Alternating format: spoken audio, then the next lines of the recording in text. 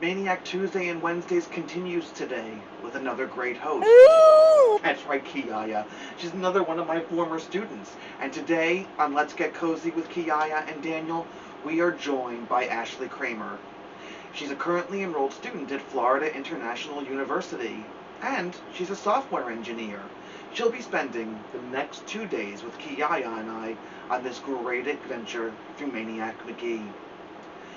Ashlee doesn't really remember reading all of this when she was in my class, so she's excited for the opportunity to read it again with all of us. She does, however, remember her time spent in my classroom, which was her absolute favorite. Learning was always made so much fun, Ashlee said, and one memory that she holds on to and stays solid in her mind was when we watched Murder on the Orient Express, based on Agatha Christie's novel. That was the moment that sparked her love in all things mystery, especially mystery novels, which she still loves reading even today. Ashlee believes that there's a book out there for everyone. She's absolutely right. Find yours. It's out there. Read it, and never stop looking for the next one. When you're looking for a place to escape, a new adventure, maybe a new perspective or a comfort, don't be surprised to find it amongst the pages of a great book. Let's sit back. Let's get cozy. It's story time with Kiyaya and Daniel with guest host Ashlee Krammer. Are you a singer, an actor, an artist, a crocheter, a knitter, a cross-stitcher, a potter? Are you a crafter? Coming soon to Rude Rangers TV is Crafty Conversations with... My outspoken friend Kiyaya and I are going to be launching our new show on Rude Rangers TV this spring. Email us at craftyconversations@STITCHINGwolfdesigns.com if you're interested in sharing your story with us. Follow us on our social media accounts.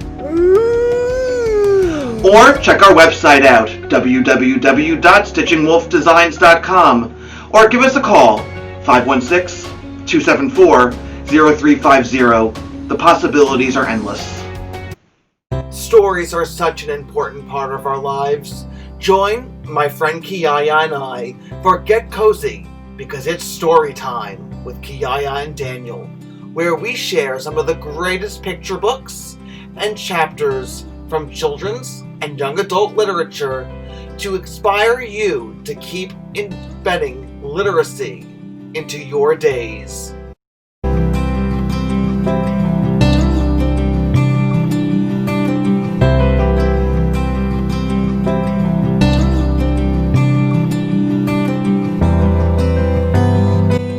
I'm Daniel, and Kiyaya and I are here to share this all with you.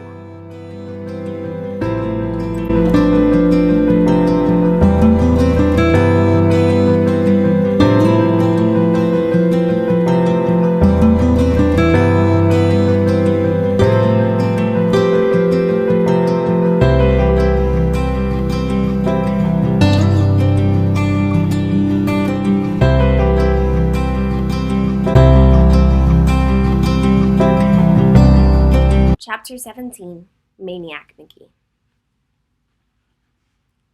It was a hot day in August. It was so hot, if you stood too long in the vacant lot, the sun bouncing off a chunk of broken glass or metal could fry a patch on your hide. So hot, if you were packing candy, you had soup in your pocket by 2 o'clock. So hot, the dogs were tripping over their tongues. And so hot, the fire hydrant at Green and Chestnut was gushing like Niagara Falls, courtesy of somebody wrenching off the cap. By the time Maniac and the rest of the vacant lot regulars got there, Chestnut and Green was a cross between a block party and a swimming pool. Radios blaring, people blaring, somebody selling lemonade, somebody selling Kool-Aid ice cubes on toothpicks, bodies, skin, colors, water, gleaming, buttery, warm, cool, wet, screaming, happy. The younger you were, the fewer clothes you had on.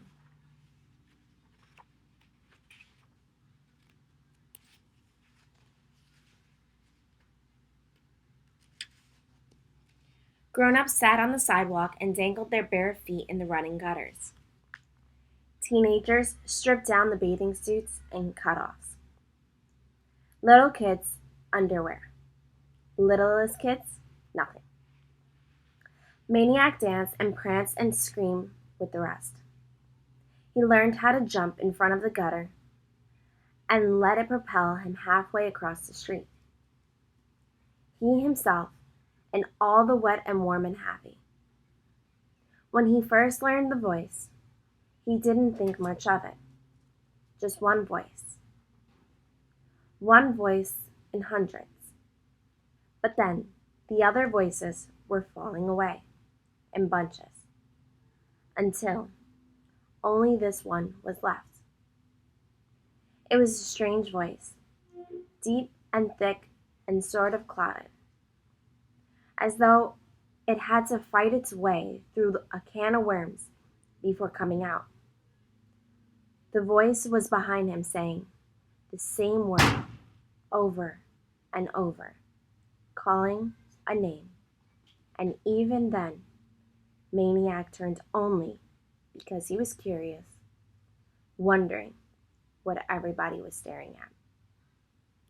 But when he saw the brown finger pointed at him, not a speck of icing on it, and the brown arm that aimed it, and the brown face behind it, he knew the name coming out of the can of worms of mouth was his. Whitey. And it surprised him that he knew. He just stood there, blinking through the water drop sun blur, the hydrant gushing, smashing his thin bare ankles. The radios, the people, were silent. You move on now, Whitey, the man said. You pick up your gear and move on out. Time to go home now. The man was close enough to be catching some water around his shoes, which Maniac noticed were actually slippers. His pants were baggy, and his shirt wasn't really a shirt, but a pajama top covered with high-tailed roosters. White hair curled around his ears. Maniac gave his answer. I am home. The man took a step closer, dropped his arm. You go on home now, son. Back to your own kind. I seen ya at the block party. Now you get going. Maniac stepped out of the gusher. The water roared onto the opposite curb. This is where I live. I live right down here. He pointed towards Sycamore. The man didn't seem to notice. Never enough, is it, Whitey? Just want more and more. Come on down to see Bojangles. Come on to the zoo, the monkey house. He must be hard of hearing, Maniac thought. So he called it out really loud and slow and pointed again. I live at 728 Sycamore. I do. The old man stepped closer. You got your own kind. It's how you wanted it. Let's keep it that way. Now move on. Your kind's waiting. He flung his finger westward, up there. Suddenly, Hester and Lester were by Maniac's side, barking at the man. You leave him alone, old rag picker. You shut up. And the man was croaking, ranting not to Maniac now, but to the people. What happens when we go over there? Black is black, white is white. The sheep lie not with the lion. The sheep knows his own kind. A woman was rushing in, pulling away up the street. Our own kind? Our own kind. The water thudded across the silent street. Maniac who was one of the world's greatest sleepers, didn't sleep well that night or the next. He started getting up earlier than usual, not to sneak in some time with the A-book, just to run. Bow Wow wasn't even ready for his morning pee yet, but he went along. Usually Maniac just jogged around the East End. Now he did the whole town, plus over the river to Bridgeport. By the third day, Bow Wow refused to go along. One morning, as Maniac was heading home, Hester and Lester were running up Sycamore. "Maniac, come on! We're gonna run too. Let's go that way." They tried to turn him around, but he told them to just hold on a minute. He wanted to stop home for a quick drink. Then he'd go running with them. They kept yelling and tugging and pushing and grabbing at his legs. And then Amanda was pedaling frantically up to him, slapping on a quick smile and gasping, "Hey, I'm going to the store. Want to come along?" Maniac checked the sun. It was hardly up to the second stories. "Stores aren't open yet," he said. Amanda just gawked. She was a rotten liar. Maniac knew. He shook loose from the little ones and trotted on. He didn't know what, but something was wrong. The little ones jabbered and screeched and grabbed. He ran faster and faster. Mrs. Beale was out front with the yellow bucket soap suds spilling over the brim, a stiff bristle brush in her hand. She was scrubbing the house, the brick wall, scrubbing furiously at the chalk, grunting with effort, her cheeks wet. He had been way too early, way too fast. Only the F had been scrubbed away. The rest was quite easy to read. The tall yellow letters, the same color as the scrub bucket.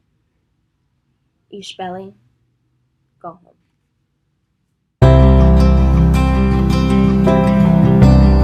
Maniac Magee, Chapter 18. Amanda tried to reason with him. "You can't listen to that old coot. He's goofy. He's always saying stuff like that. You can't go because of something one old nutty coot says." Maniac pointed out that it wasn't the nutty old coot who chalked up the front of the house. Amanda laughed. That's no big deal. It wasn't even paint. If they really meant it, they would have done it in paint. And anyway, don't you know, they did my mother a favor. It gave her a chance to get out the old bucket and do some serious scrubbing. Ever since the kids stopped craning the house, she hasn't known what to do with herself. She's happy again. Maniac didn't answer. Amanda didn't understand. The most of the hurt he felt was not for himself, but for her and the rest of the family. She stomped her foot. "You gotta stay." "I don't gotta do anything." "You go, you'll starve."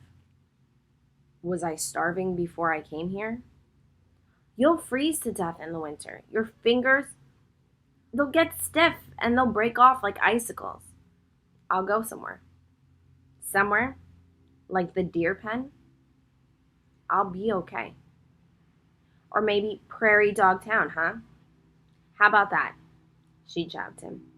"You could live in a gopher hole. You'd be starving, so that'd be perfect, because then you'd be so skinny you could fit right down there all snugly in the tunnels." He shrugged. "Sounds cozy." This was driving Amanda bonkers. He was acting so different, all glum and wiseacre answers. As if he didn't care, not about anything. "Yeah?" She sniffled. "Well, what are you going to do for a pillow, huh? I know you put my pillow on the floor." "I'll use a hibernating gopher." "Funny. And bathroom, huh?" "Where will you go to the bathroom?" "The bushes, McDonald's, lots of places." She hated it. an answer for everything. And the scariest part, he was probably right. If anybody could survive on the loose, it would be this kid who showed up from Hollidaysburg, who slept on floors, who outran dogs. He was making her so mad. She pointed at him, sneered. Well, I'll tell you one thing, buddy boy. You better shut your door on the way out and lock it. Because if I get my room back, I'm not giving it up again.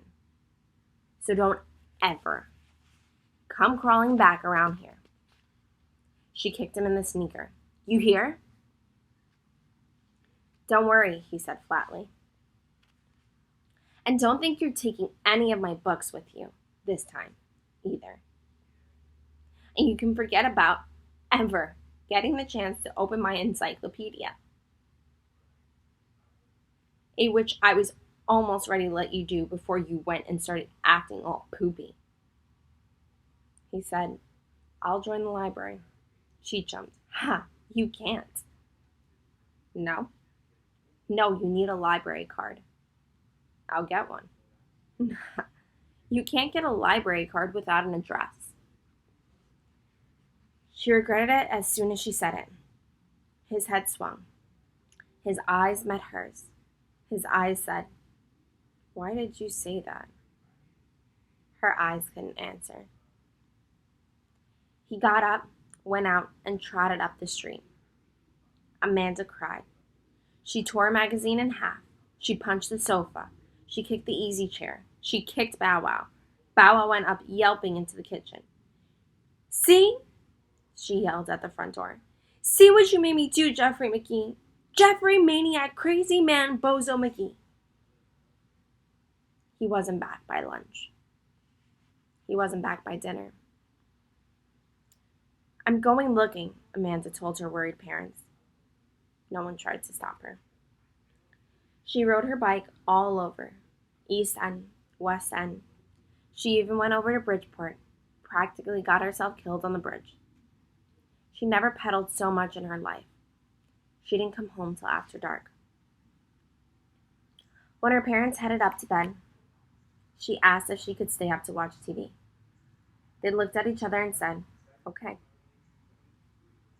She was nodding off in the middle of some late movie when the door opened and in he walked. What are you doing up so late? He said. I'm incubating an egg, she snarled. He shrugged and went upstairs. She closed her eyes and smiled. Next morning, a little kid from 3 blocks away came knocking at the front door. His yo-yo string had a fat knot as a mushroom. As Amanda watched Maniac tackle the knot, an idea slithered into her brain. When the little kid left with his string, good as new, she said, Jeffrey, if I knew some way that would make it okay for you to stay, would you? What do you mean, okay? He said. I mean that even if there's 1 or 2 people who aren't too wild about you now, and that's all there really are, that even they would like you, and everybody else who already likes you, they'll like you even more. Purely out of curiosity, Maniac replied. How's all of that supposed to happen? Amanda told him about Cobalt's knot.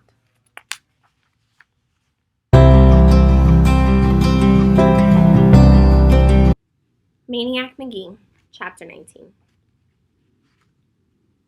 If the wonders of the world hadn't stopped at 7, Cobble's knot would have been number 8. Nobody knew how it got there.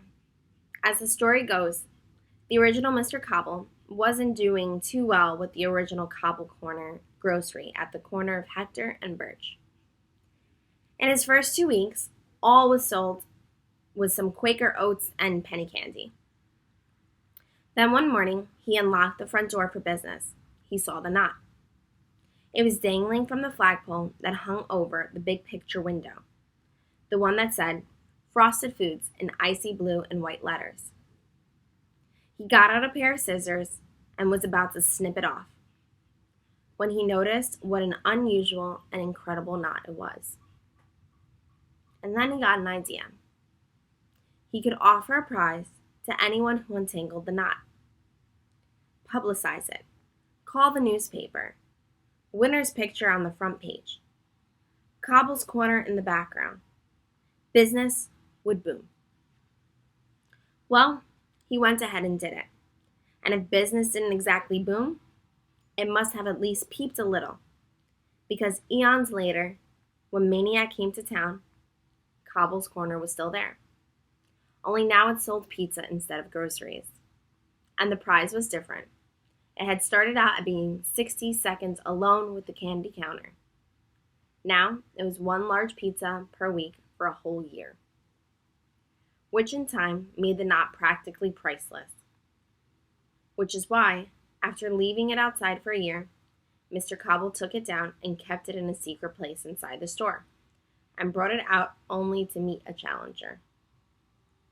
If you look at old pictures in the 2 Mills Times, you see that the knot was about the size and shape of a lopsided volleyball.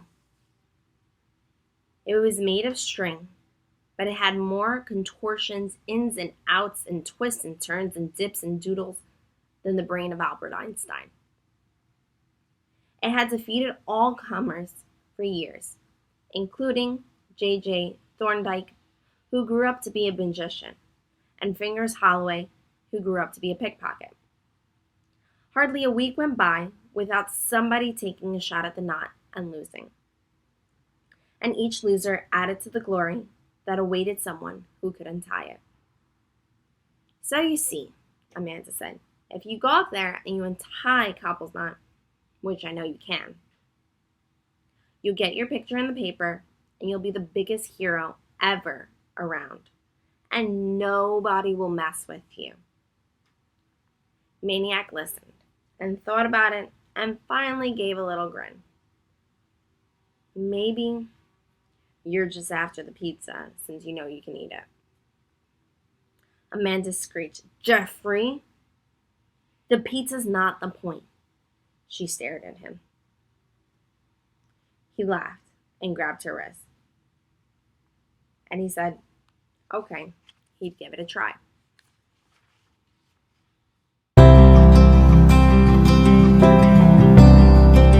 Maniac Magee, Chapter 20. They brought out the knot and hung it from the flagpole. They brought out the official square wooden table for the challenger to stand on. And from the moment Maniac climbed up, you could tell the knot was in big trouble. To the ordinary person, Cobble's knot was as friendly as a nest of yellow jackets. Besides the tangle itself, there was a weathering from the year that it was first hung outside and became as hard as a rock. You could barely make out the individual strands. It was grimy, moldy, and crusted over. Here and there, a loop stuck out, maybe big enough to stick your pinky finger through. Pitiful testimony to the challengers who have tried and failed. And there stood Maniac, turning the knot, checking it out. Some say there was a faint grin on his face, kind of playful, as though the knot wasn't his enemy, but an old pal just playing a trick on him. Others say his mouth was more of a grin than a grin, that his eyes lit up like flashbulbs, because he knew he was finally facing a knot that would stand up and fight a worthy opponent. He lifted it in his hands to feel the weight of it. He touched it here and there, gently, daintily. He scraped a patch of crust off with his fingernail. He laid his fingertips on it, as though he was feeling for a pulse. Only a few people were watching at first, and half of them were Hex Angels, a roving tricycle gang of 4- and 5-year-olds. Most of them had sneakered lace or yo-yo knots untied by Maniac, and they expected this would only take a couple of seconds longer. When the seconds became minutes, they started to get antsy. And before 10 minutes had passed, they were zooming off in search of somebody to terrorize. The rest of the spectators watched Maniac poke and tug and pick at the knot. Never a big pull or yank. Just the fingertips touching and grazing and pecking away, like some little bird. "What's he doing?" somebody said. "What's taking so long? He's gonna do it or not?" After an hour, except for a few finger-sized loops, all Maniac had to show for his trouble were the flakes of a knot crusted over the table. "He ain't even found the end of the string yet," somebody grumbled. And almost everybody but Amanda took off. Maniac never noticed. He just went on working. By lunchtime, they were all back, and more kept coming. Not only kids, but grown-ups too. Black and white. Because Cobble's Corner was on Hector, and word was racing through the neighborhoods on both the east and west sides of the street. What people saw, they didn't believe. The knot had grown, swelled, exploded. It was a frizzy globe. The newspaper the next day described it as a gigantic hairball. Now, except for a package of clump at the center, it was practically all loops. You could look through it and see Maniac calmly working on the other side. "He found the end," somebody gasped, and the corner bursted into applause. Meanwhile, inside Cobble's was selling pizza left and right, not to mention Zepp's, a 2 Mills type of hoagie, steak sandwiches, strombolis, and gallons of soda.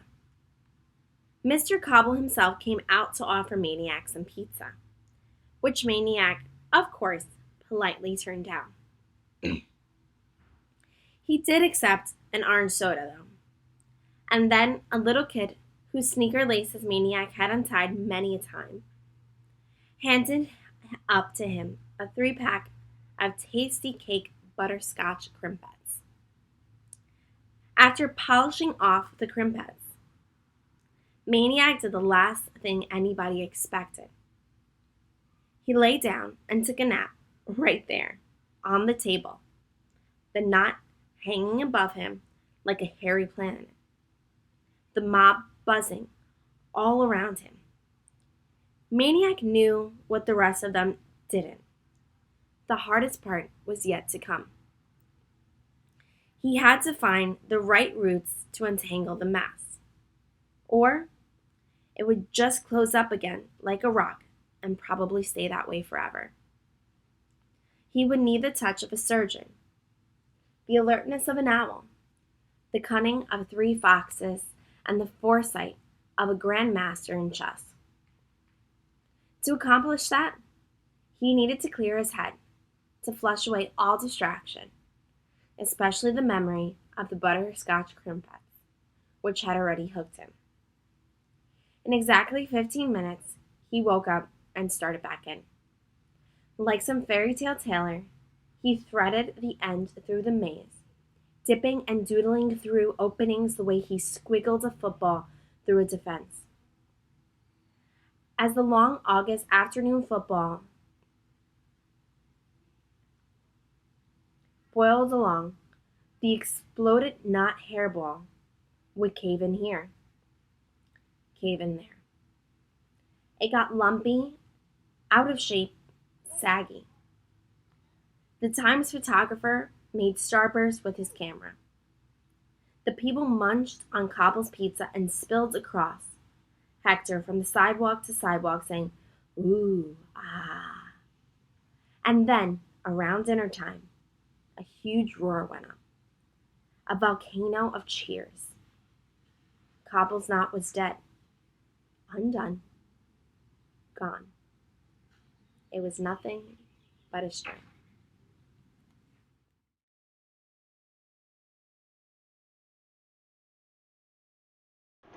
Ashlee, thank you so much for your reading of today's chapters, and we can't wait for tomorrow. But in the meantime, relax, rest, stay healthy, get lost in the pages of a book. Keep reading. We'll see you tomorrow.